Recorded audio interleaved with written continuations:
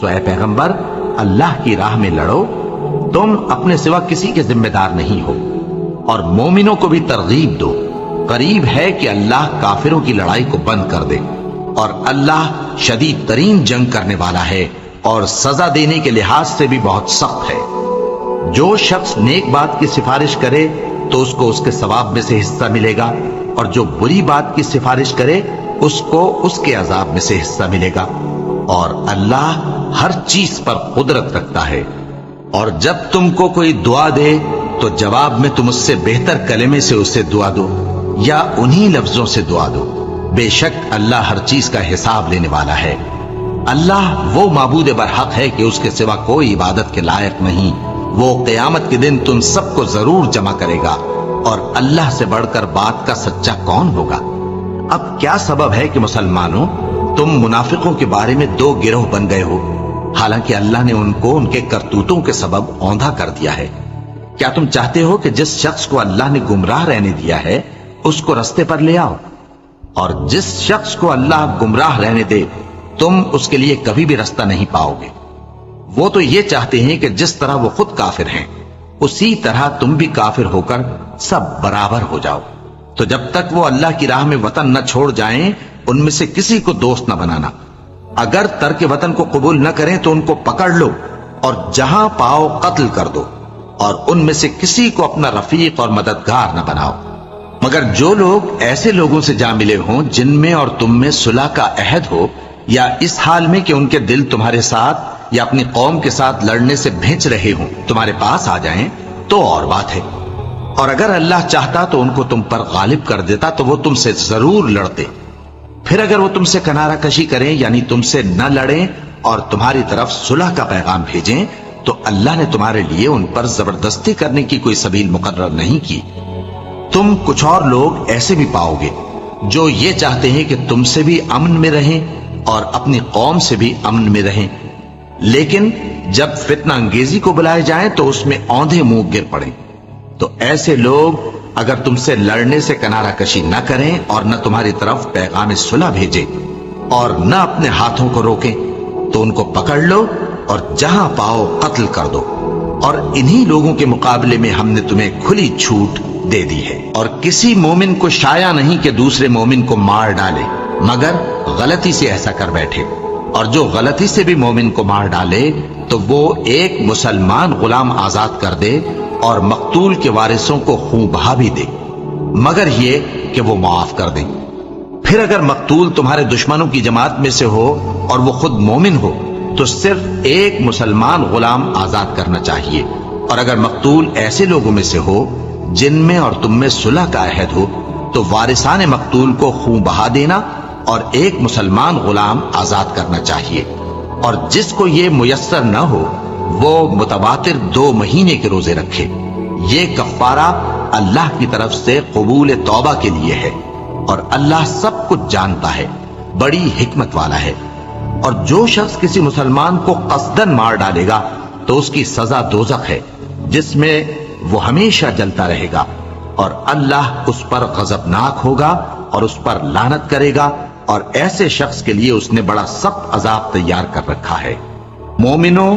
جب تم اللہ کی راہ میں باہر نکلا کرو تو تحقیق سے کام لیا کرو، اور جو شخص تم کو سلام کرے اس سے یہ نہ کہو کہ تم مومن نہیں ہو، کہ اس سے تمہاری غرض یہ ہو کہ دنیا کی زندگی کا فائدہ حاصل کرو۔ سو اللہ کے پاس بہت سی غنیمتیں ہیں، تم بھی تو پہلے ایسے ہی تھے، پھر اللہ نے تم پر احسان کیا، چنانچہ آئندہ تحقیق کر لیا کرو۔ بے شک جو عمل تم کرتے ہو اللہ کو سب کی خبر ہے۔ جو مسلمان گھروں میں بیٹھ رہتے اور لڑنے سے جی چراتے ہیں اور کوئی عذر نہیں رکھتے، وہ اور جو اللہ کی راہ میں اپنے مال اور جان سے جہاد کرنے والے دونوں برابر نہیں ہو سکتے۔ مال اور جان سے جہاد کرنے والوں کو بیٹھ رہنے والوں پر اللہ نے درجے میں فضیلت بخشی ہے، اور بہترین انجام کا وعدہ اللہ نے سب سے کیا ہے، اور اجر عظیم کے لحاظ سے اللہ نے جہاد کرنے والوں کو بیٹھ رہنے والوں پر کہیں فضیلت بخشی ہے، یعنی اللہ کی طرف سے درجات میں اور بخشش میں اور رحمت میں، اور اللہ بڑا بخشنے والا ہے، بڑا مہربان ہے۔ جو لوگ اپنی جانوں پر ظلم کرتے ہیں، جب فرشتے ان کی جان قبض کرنے لگتے ہیں تو ان سے پوچھتے ہیں کہ تم کس حال میں تھے؟ وہ کہتے ہیں کہ ہم ملک میں عاجز و ناتواں تھے۔ فرشتے کہتے ہیں کیا اللہ کا ملک فراخ نہیں تھا کہ تم اس میں ہجرت کر جاتے؟ بس ایسے لوگوں کا ٹھکانہ دوزخ ہے اور وہ بری جگہ ہے لوٹنے کی۔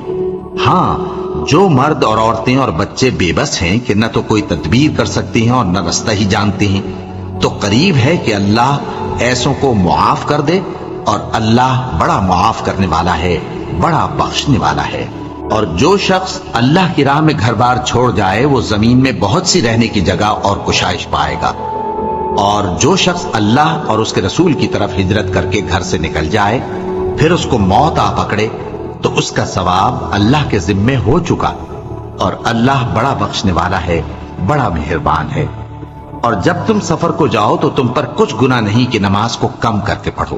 بشرطے کہ تم کو خوف ہو کہ کافر لوگ تم کو ستائیں گے، بے شک کافر تمہارے کھلے دشمن ہیں۔ اور اے پیغمبر، جب تم ان مجاہدین کے لشکر میں ہو اور ان کو کتاب نازل کی ہے تاکہ اللہ کی ہدایات کے مطابق لوگوں کے مقدمات فیصل کرو، اور دیکھو دغابازوں کی حمایت میں کبھی بحث نہ کرنا، اور اللہ سے بخشش مانگتے رہو، بے شک اللہ بخشنے والا ہے، بڑا مہربان ہے۔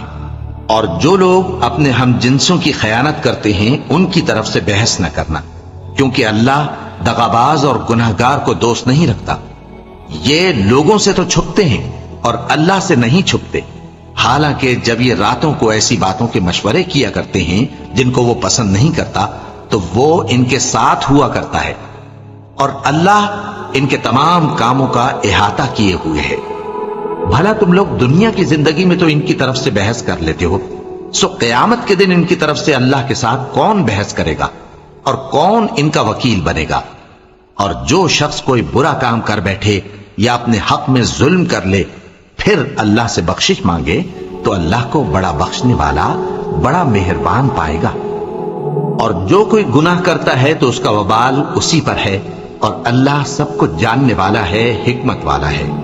اور جو شخص کوئی قصور یا گناہ تو خود کرے لیکن اس کا الزام کسی بے گناہ پر ڈال دے تو اس نے بہتان اور کھلے گناہ کا بوجھ اپنے سر پر رکھا۔